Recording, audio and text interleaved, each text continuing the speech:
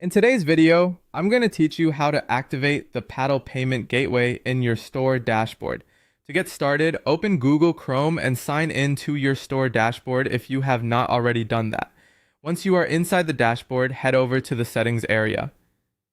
This is where your store's core configuration options are managed, including checkout and payment preferences. From there, open the payments section. This page is important because it controls how your customers will be able to complete purchases, so it is a good idea to review changes carefully before saving or activating anything. When the payments page opens, scroll down until you find the section labeled Alternative Payment Methods. Depending on your dashboard layout, this may appear as a card or a separate block on the page. Take your time here and make sure you are in the correct section, since payment settings can sometimes be grouped with other checkout tools and integrations. Inside that alternative payment methods area, look for your installed third-party paddle integration gateway utility plugin.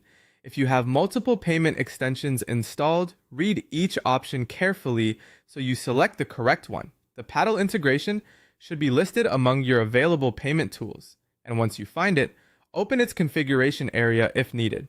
Next, enter your unique paddle account configuration tokens into the required fields. These tokens are what connect your store to your paddle account, so accuracy matters. Make sure everything is pasted into the correct field and double check for any extra spaces before or after the values, since even a small formatting issue can prevent the connection from working properly. If your dashboard provides labels for each token field, follow those exactly to avoid mixing them up.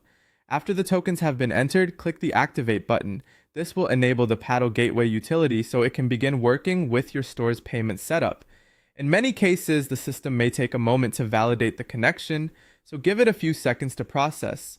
If you see a success message or an active status indicator, that usually confirms the integration has been turned on correctly. That's it. You have now opened Chrome, navigated to your store's payment settings, located the alternative payment methods section, found the installed paddle integration plugin, entered the required configuration tokens, and activated the gateway.